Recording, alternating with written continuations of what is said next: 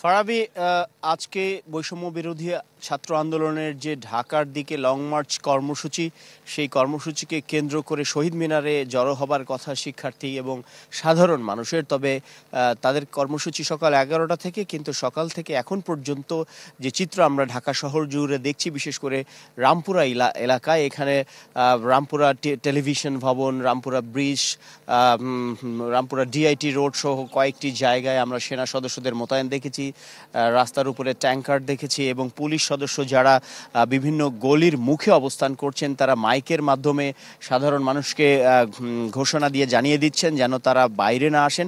যারা অলিগলি দিয়ে বাইরে আসার চেষ্টা করছেন তাদেরকে শক্ত হাতে সেই গলি দিয়ে ফিরিয়ে দেওয়া হচ্ছে।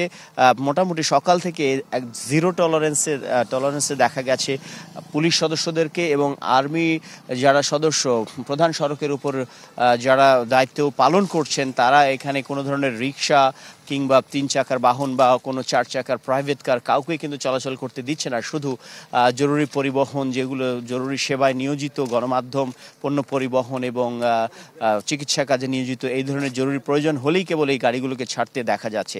গত কয়েকদিন রামপুরার এই এলাকা কিন্তু সবচেয়ে বেশি ঢাকা শহরে যে জায়গাগুলোতে জমায়েত হয়েছে তার মধ্যে এই রামপুরা ওভারব্রিজের উপরই ইস্ট ওয়েস্ট ইউনিভার্সিটি, আফতাবনগর, এইসব এলাকায় ব্যাপক জমায়েত হয়েছে শিক্ষার্থীদের। কিন্তু আজকে এখন পর্যন্ত কোথাও তেমন কোনো জমায়েত দেখা যায় নাই। বিভিন্ন গলির মুখে কিছু মানুষকে আমরা দেখেছি, তারা বের হতে চাইলেও পুলিশ তাদেরকে বের হতে দেয়নি কোনো অবস্থাতেই। তো সবকিছু মিলিয়ে যেটি বলা যায় যে এখন পর্যন্ত পরিস্থিতি থমথমে, তবে কোথাও কোনো সংঘর্ষ কিংবা অস্থিরতার খবর আমরা পাইনি। আমি রয়েছি এখন সায়েন্স ল্যাবে, যেটি রাজধানীর অন্যতম একটি গুরুত্বপূর্ণ মোড়, এবং এই মোড়ে এখনকার চিত্র যদি আপনাদের জানাই তাহলে বলা যায় যে এখানকার পরিস্থিতি শান্ত রয়েছে, স্বাভাবিক রয়েছে, কোনো রকম বিশৃঙ্খলার তথ্য এখন পর্যন্ত আমরা পাইনি।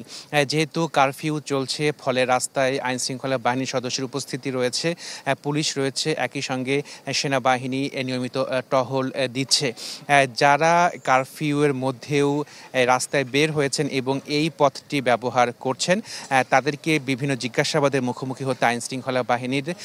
যারা প্রয়োজনীয় কাজ এবং কারফিউ পাস দেখাতে পারছেন তাদেরকেই মূলত ছেড়ে দেয়া হচ্ছে। তবে যারা কোনো কিছুই দেখাতে পারছে না তাদেরকে ফিরে দেয়া হচ্ছে, অথবা অনেককে আটকও করা হচ্ছে বা জিজ্ঞাসাবাদ করা হচ্ছে।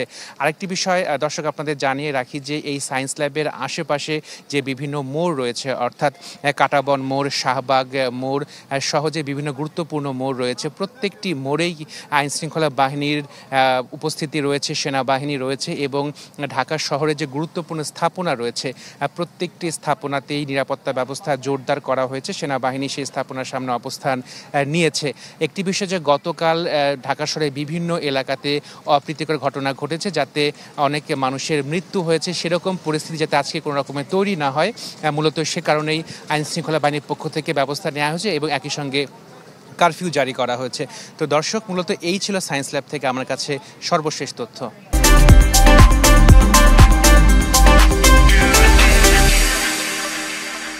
আমরা এই মুহূর্তে আছি মহাখালীতে। যদি মহাখালীর সার্বিক পরিস্থিতির কথা বলে রাখি তাহলে গতকাল যে সন্ধ্যার পর থেকে কারফিউ জারি করা হয়েছে, আমরা তার প্রভাব আজকে সকাল থেকে আসলে অনেকটাই দেখতে পাচ্ছি।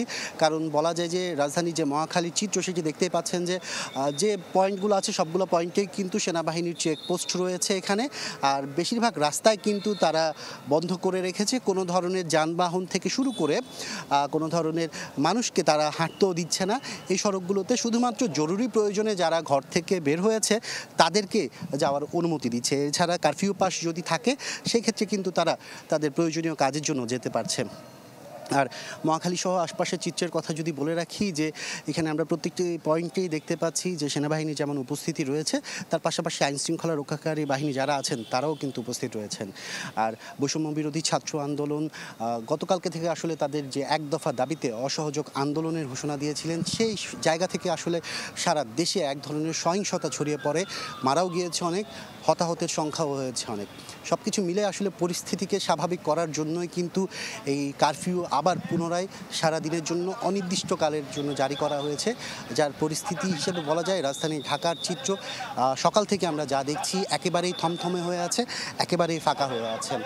তবে সেনাবাহিনীর তরফ থেকে যদি বলি যে তারা তাদের যে কাজ সেটি করে যাচ্ছে, তারা শুধুমাত্র তাদের যে ব্লকেট পয়েন্টগুলো আছে সেই পয়েন্টগুলো থেকে যারা জরুরি প্রয়োজনে যাচ্ছে, যে সমস্ত গাড়ি অ্যাম্বুলেন্স থেকে শুরু করে শুধুমাত্র তাদেরকেই অনুমতি দিচ্ছে। আর কারফিউ পাস ছাড়া কিন্তু কেউ সড়কে আসতে পারছে না, যদিও বা আসে তারা কিন্তু তাদেরকে সেই রাস্তা দিয়ে যেতে দিচ্ছে না। এই ছিল বলা যায় মহাখালী থেকে সর্বশেষ অবস্থা।